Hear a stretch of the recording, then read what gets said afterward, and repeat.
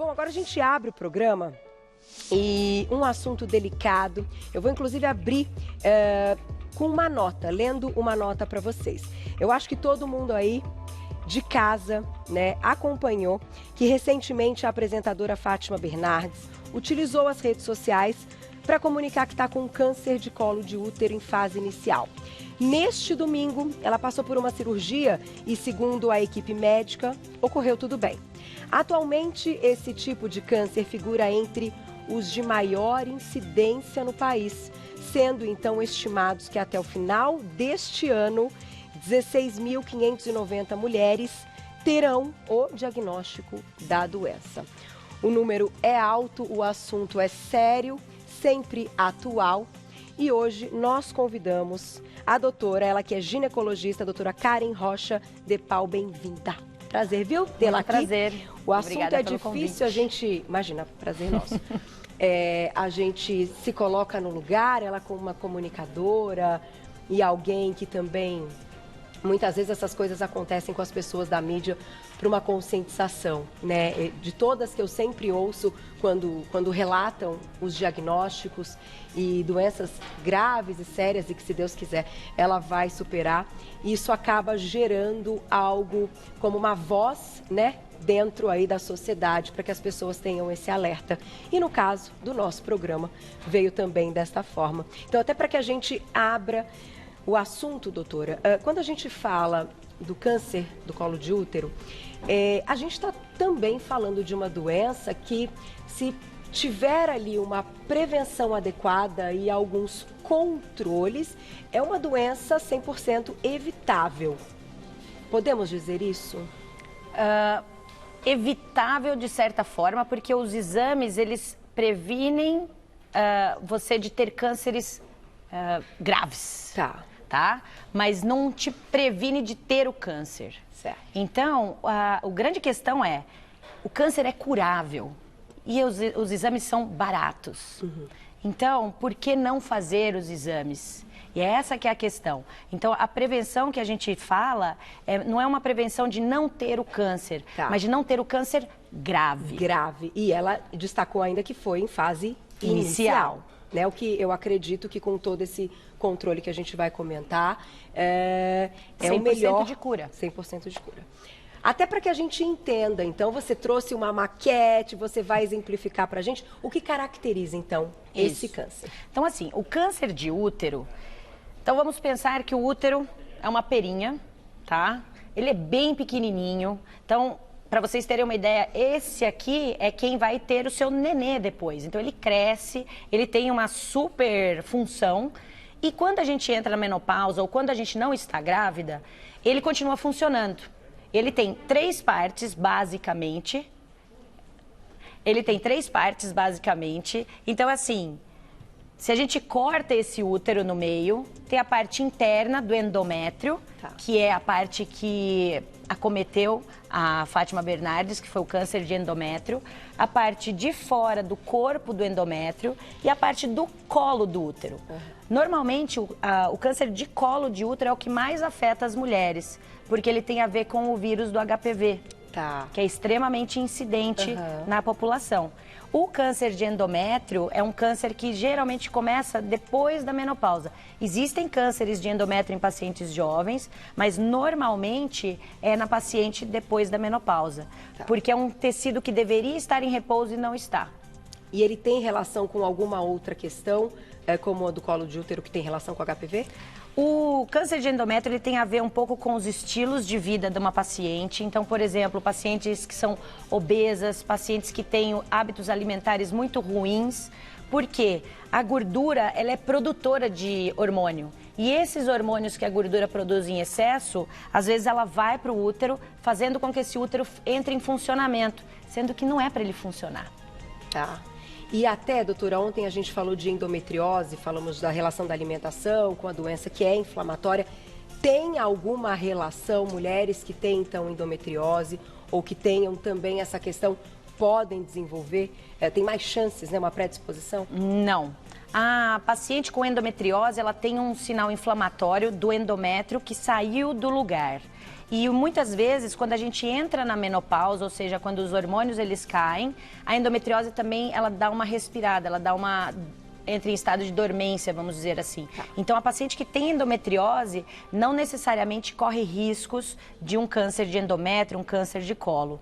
A paciente com síndrome de ovário policístico, que não tratada, essa sim, pode ter uma incidência maior do câncer de corpo de útero, inclusive de endométrio, porque ela tem uma desregulação dos próprios hormônios. Por isso que a gente às vezes fica um pouco, vamos tratar esse seu ovário policístico, mas eu não sinto nada. Então a gente gosta porque isso pode levar, sim, pela produção errada desses hormônios, a um câncer de útero. E você tocou no assunto da questão do estilo de vida, do que a gente acompanha da Fátima Bernardes até em redes sociais. Não é o caso, né? Ela não tem um sobrepeso e ela é bem fora da curva. Atividade física e até na questão da idade. Ela é jovem, né? Uma mulher jovem. Acontece. Os cânceres, às vezes, eles têm uma predisposição genética, às vezes pode ter uma predisposição... Não sei, às vezes um raio-x que você tomou muito e pode ter dado aquela reaçãozinha. Não que ele faça mal, o raio-x, mas é da pessoa. Por isso que não só as pessoas que são mais incidentes a ter o câncer é que a gente vai falar, faz você o exame. A gente fala para todas as mulheres fazerem o exame. Então é super importante esta parte, onde a gente... faz a prevenção desses cânceres mais graves. Então, independente de você ser uma mulher super ativa, que faz exercício, que faz tudo bonitinho, ou pelo jeito, como a regra manda, você tem que fazer seus exames. Sem dúvida. Sim, a prevenção é importante. Vamos falar deles, então? Como é que quando a gente iniciou a entrevista comentando que é uma doença que pode sim ser evitada, pensando nessa questão do que engloba esta prevenção, né? Então, os exames mais importantes, doutora, eu queria que você comentasse do HPV também. Então, os exames mais importantes, Papa Nicolau. Então, a gente sempre pede para as pacientes fazerem seu Papa Nicolau anual. A Organização Mundial de Saúde, ela recomenda fazer a cada 2, 3 anos. Aqui no Brasil, a gente prefere recomendar anual para criar uma rotina. Outro exame que a gente faz, mais para o câncer de útero, é o ultrassom transvaginal. O ultrassom transvaginal ou ultrassom pélvico, a gente vai conseguir ver o órgão por dentro para saber se ele tem alguma anormalidade. Então isso é super importante. São 2 exames super fáceis que a gente consegue, com pouco dinheiro, fazer essa prevenção de cânceres tão importantes. São 3 cânceres basicamente que acometem a mulher, os mais comuns. Câncer de mama, câncer de intestino e o câncer de útero. Colo de útero e de corpo de útero. Então, fazendo os exames de prevenção, a gente tem como evitar morte por causa de cânceres que são comuns. E, doutora, qual a faixa etária quando a gente está falando especificamente do câncer de colo de útero? Câncer de colo de útero a partir do momento que você começa a sua atividade sexual. Tá. Então, a partir dos 19, 20, 25 anos, hoje em dia eles estão mudando algumas regras sobre os exames a fazer, mas eles ainda estão muito caros. Então, ainda o Papa Nicolau é um excelente exame e a gente pede para ser feito anualmente. Por quê? Sempre vai pegar no começo. E o exame também erra. Então, se você fizer a cada 3 anos e um exame estiver errado, às vezes você passa essa janela. Tá. Por isso que a gente pede para fazer anualmente, onde a gente sempre vai estar detectando ou a infecção pelo HPV, ou às vezes as lesões iniciais do câncer de colo de útero, que a gente consegue tirar e você fica totalmente curada. Até clinicamente, né? Isso é visível às vezes numa consulta, né? Na Sim. parte clínica, né? Fazendo um exame físico, a gente consegue ver. Às vezes a gente entra com um exame de colposcopia, onde a gente vai mais microscopicamente. Tá. Mas basicamente, Papa Nicolau bem feito e ultrassom transvaginal ou um ultrassom pélvico, eles vão me dar o início da suspeita para eu ir atrás desse diagnóstico. Mulheres que não tiveram relação sexual não necessitam colher o Papa Nicolau, pensando nessa questão que você disse do início da relação. Como que é hoje essa, né? O que vocês... Isso. A Organização Mundial de Saúde, ela preconiza que você não faça. Pacientes que não tiveram relações sexuais, a tendência é da gente não fazer o exame de Papa Nicolau. Porém, o ultrassom transvaginal, sim. Né? Ou ultrassom pélvico. tem umas sondas de transvaginal que são bem fininhas, mas um ultrassom pélvico também, ele consegue ver todas essas alterações. Então, não necessariamente a gente precisa de um exame que é invasivo, porque tem pacientes que falam, poxa, Karen, é um exame tão chato, eu me sinto super incomodada, eu fico com vergonha. Às vezes, a gente precisa passar por essa vergonha, porque é um exame tão simples, tão rápido, que previne tanta coisa. Então, assim, não vale. E procura um médico, procura uma enfermeira que faça isso de forma gentil, tranquila, porque não precisa doer, ele não precisa ser chato. É exatamente isso. Eu acho que essa parte que você falou é extremamente importante quando você se identifica com aquela pessoa que está ali cuidando de você e fazendo de uma forma muito gentil, né? É super importante. Vou colocar já perguntinhas do público, quem escreveu pra gente na tela. Obrigada, Vivi, um beijo. Para quem tem ovário policístico, então, qual é o risco de ter o câncer no útero ou no ovário? Muito obrigada. Sim, existe o risco, e o risco é, se você tem a síndrome do ovário policístico e não trata, ou seja, você está sempre em desequilíbrio com seus hormônios. Então é super importante que você visite seu ginecologista regularmente para ver como é que estão esses hormônios, para que você não tenha um excesso ou um desbalanço. E existe sim, é o câncer de ovário, tá? E o câncer de endométrio ou corpo de útero. Mas não é que aumenta assim, ai meu Deus do céu, eu vou ter câncer. Não, é importante que você esteja equilibrada, que aí a chance de você ter um câncer por causa da síndrome de ovário policístico é igual a de todo mundo. Então é só se cuidar. E, doutora, até quando a gente fala de tratamento, e vamos falar um pouquinho da questão do HPV, então, a relação do HPV com o câncer de colo é só ali. Só no colo. Só no colo. E o que hoje, então, vocês colocam como a prevenção, pensando no HPV? Claro que a gente tem que se cuidar, tem que usar preservativo. Isso. E a gente também tem vacina, né? Tem a vacina para o HPV, são 2 tipos de vacina, para 2 tipos e para 4 tipos. HPV a gente tem N tipos, tem mais de 200 tipos de HPV e ele é sexualmente transmissível mesmo. Hoje em dia o HPV ele está até sendo uma questão de saúde pública, não só por causa do câncer de colo de útero, porque já está tendo muito câncer de orofaringe, de boca, por causa de HPV. Então homem, mulher com câncer que vem do HPV. Por isso que é super importante essa prevenção. Então, a vacina para as crianças, ela é super importante. E para quem já tem o HPV ou já teve uma lesão de HPV, é fazer os controles. Às vezes a gente tem alguns exames onde a gente vê o DNA do HPV, que às vezes ele pode ficar inativado, e aí você já não tem mais o risco. Mas enquanto ele estiver ativo, aí é importante você sempre estar fazendo os seus exames.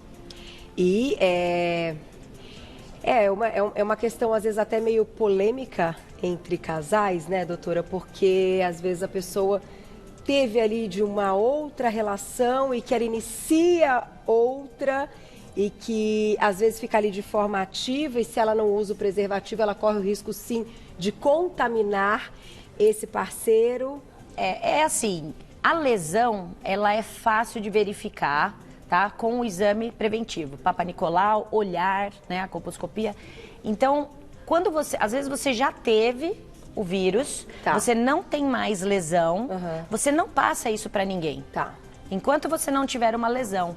Então, se você fizer os seus exames regularmente, a chance de você ter uma lesão e poder passar isso para alguém é muito pequena.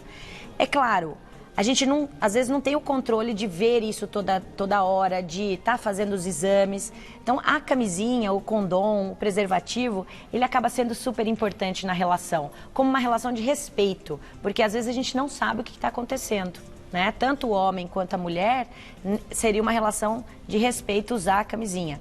Mas no caso de não usar, não quer dizer que se você já teve o HPV, você vai ser uma pessoa que vai passar esse HPV para os outros. Só se estiver ativo. Só se estiver ativo com lesão. E que, claro, dá para cuidar. Dá para cuidar. Não, a gente tira e às vezes nunca mais aparece. A paciente vive sua vida normal, sem ter o estigma do HPV. Perfeito. Tem perguntinha do público na tela, quem escreveu pra gente, olha lá. Obrigada, Miriam, um beijo. É possível diagnosticar câncer no útero em moça virgem, então? Sim, é possível, principalmente por causa do ultrassom. Então a gente faz o ultrassom, ver como é que tá, aonde que a gente acha suspeita desse câncer e às vezes, dependendo, a gente faz um exame que chama histeroscopia, onde a gente entra pela vagina, mas não tira a virgindade desta mulher para colher um pedacinho. E às vezes vai já para cirurgia. Então, sim, mulheres virgens, elas podem ser diagnosticadas com câncer mais de corpo de útero. Doutora, quando a gente fala desse tipo especificamente de câncer, ele também tem a questão genética, hereditária, quando a gente pensa num câncer de mama, que tanto, né, comentamos, ele também segue essa linha da mãe, da avó? Não. O câncer de útero, ele é um câncer que você adquire, ele não é genético, ele não passa de família em família.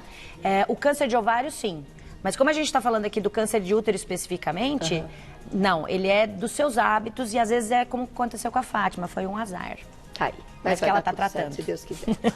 Vamos lá, perguntinha do público. Obrigada, Rô, um beijo. Existe algum sintoma?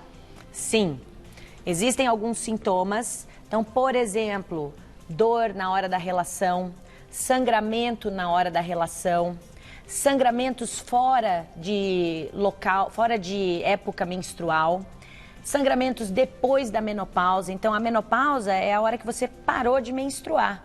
Por que agora está sangrando? Tem alguma coisa errada.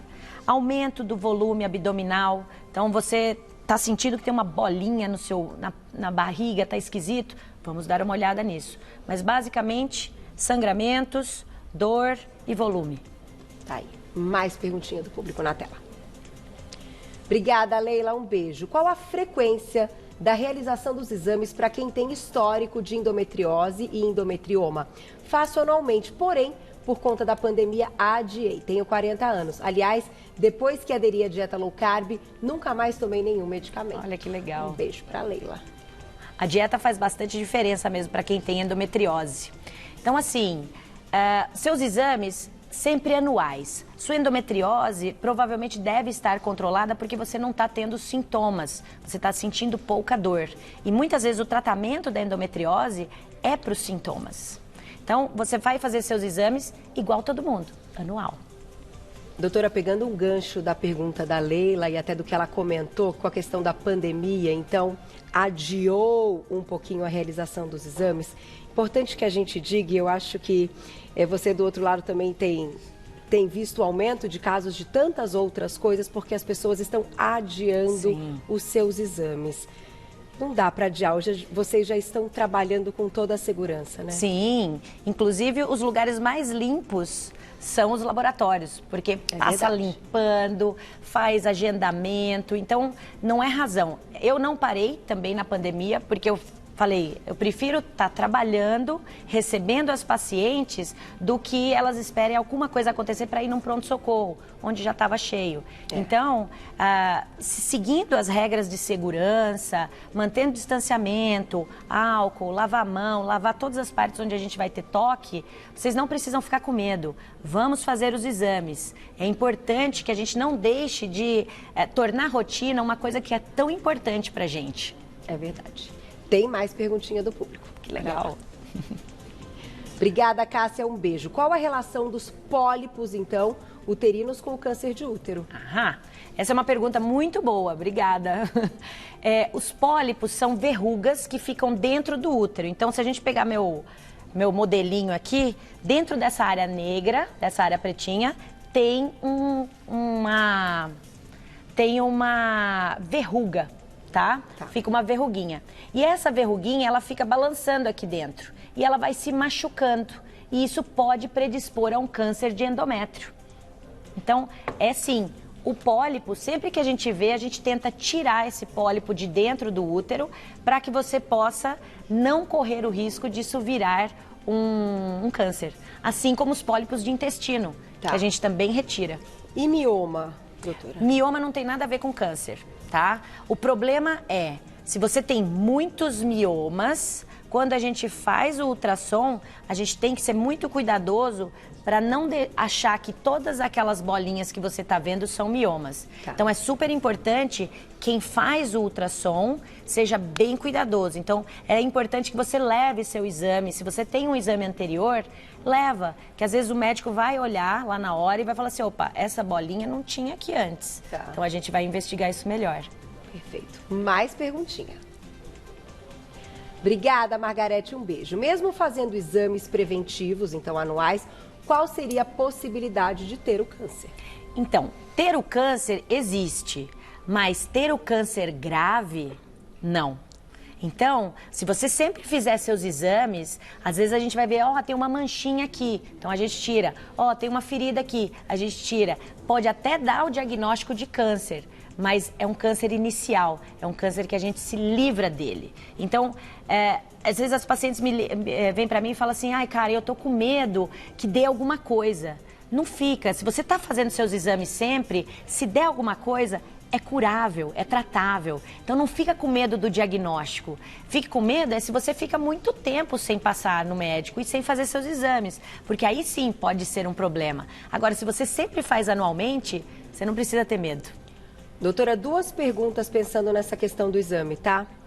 Papa Nicolau detecta, então, os 3 tipos de câncer no útero ou apenas do colo de útero? Só do colo de útero. Só do colo de útero. Só do colo de útero. Dos outros, nós precisamos ultrassom da imagem. Isso. Então, por isso que precisa Por isso casar. que a gente faz os 2. O câncer de colo de útero, ele é 3 vezes mais incidente do que o câncer de corpo. Mas a gente sempre casa os 2 exames, porque vamos já ver tudo. Porque pode ocorrer como a gente Isso, tem que ver ovário, útero, vagina. Então, não custa. É um cuidado a mais. E, doutora, marcadores tumorais de sangue, então, né, que a gente colhe? Muitas vezes as pacientes me pedem os marcadores tumorais, que são exames de sangue, onde pode dizer se você tem um câncer. O problema é que os marcadores tumorais não quer dizer que tem câncer. Às vezes uma gripe pode aumentar um marcador tumoral.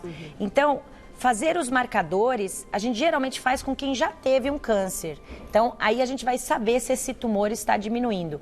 Fazer os marcadores tumorais sem você ter nada, às vezes você vai ter uma falsa impressão de que você não tem nada e pode ter, ou a falsa impressão de que você tem alguma coisa e às vezes não é nada. Então, passou um estresse à toa. E um estresse difícil, entendi. Mais perguntinha. Obrigada, Rosa. Um beijo. Boa tarde, lindas. Obrigada. Existe alguma relação entre câncer de útero e o câncer de ovário? Obrigada. Não, mas muitas vezes a gente vê um câncer que chegou no ovário que era inicial de útero, e um câncer de ovário que começou a andar e entrou no útero. Então, um não tem nada a ver com o outro, tá? Por isso que a gente sempre tem que olhar os 2. A gente olha o ovário, a gente olha o útero, a gente olha a trompa, a gente olha a vagina, a gente olha colo. Por quê? Não tem nenhum tá ligado. Nem o colo tá ligado com o do corpo, nem o corpo tá ligado com o do colo. Doutora, a gente não comentou ainda a questão, então, Fátima Bernardes passou por uma cirurgia, né, o que saiu também na mídia. E então, que cirurgia seria essa? Hoje, quais são, né, as formas de tratamento que vocês utilizam? Normalmente, o câncer de endométrio, que é essa parte interna do útero, então, o que eu faço? Como eu não sei distinguir bem aonde é que tá, onde é que acaba a pelinha e aonde que começa a parte sã, o que a gente faz? Tira ele todo. Então, a gente faz o que a gente chama uma histerectomia, tá? E muitas vezes a gente até retira os ovários também. Mas depende muito do tipo de câncer. Então, o câncer de endométrio, ele tem tipos também. Mais agressivos, menos agressivos. Então, às vezes, a gente tem que tirar mais coisa. Mas, no mínimo, o útero dela foi retirado. Nesse caso, então, sim, é a retirada do útero. Vamos para mais perguntinha. Obrigada, Cris. Um beijo. O tratamento também inclui quimioterapia e ou radioterapia? Tudo depende do estádio que está esse câncer. Então, se é um câncer mais grave, com certeza a gente vai acabar fazendo quimioterapia, radioterapia. Nos cânceres de endométrio iniciais, normalmente a gente não precisa fazer nada. É tirar esse útero, olha ele por dentro, vê se tem alguma célulazinha que saiu do lugar, aí fala, não, você já fez seu tratamento, vá para sua casa, fique tranquila. Então, e vida normal. A químio e a rádio são quando tem aquela coisinha que está além do que a gente gostaria. E essa mulher, então, precisa repor hormônios, essa segunda etapa? Depende muito, depende da idade com que ela teve esse câncer, então se ela ainda estava menstruando ou não, depende do tipo de câncer, porque às vezes os cânceres têm uma ligação com o hormônio, então aí não é legal de dar o hormônio, então tudo depende muito do tipo. E aí quem vai dizer isso é seu oncologista junto com o seu gineco. Né? Por isso que é importante ter sempre confiar nos seus médicos, porque eles com certeza vão saber o melhor tratamento. Perfeito. Para encerrar, gente, dá tempo de mais uma perguntinha do público, olha lá. Ana, um beijo, obrigada. Sinal de falta de menstruação tem relação com o câncer de útero? Não, normalmente não, mas é parte hormonal. Falta de menstruação hormonal. Amamentação, alterações ovarianas, às vezes alterações de tireoide, alterações de hipófise. Então, não só da parte ginecológica, hormônios, mas hormônios centrais também. Então, a falta da menstruação fala muito mais a favor de hormônios do que de câncer. Até de uma baixa porcentagem de gordura, Sim, toda essa questão, né? As atletas têm isso bastante, porque a gordura diminui muito, a produção diminui, e aí os seus níveis hormonais caem muito e você não consegue menstruar. Acaba não sendo suficiente para esse endométrio. Isso, e para fazer a ovulação também. Tanto que pacientes que têm baixa porcentagem de gordura no corpo, às vezes a gente precisa pedir para engordar para poder ter filho, porque a ovulação também não ocorre. Tá aí. Tem uma mensagem, né, Glaucia, para colocar aí na tela, olha lá.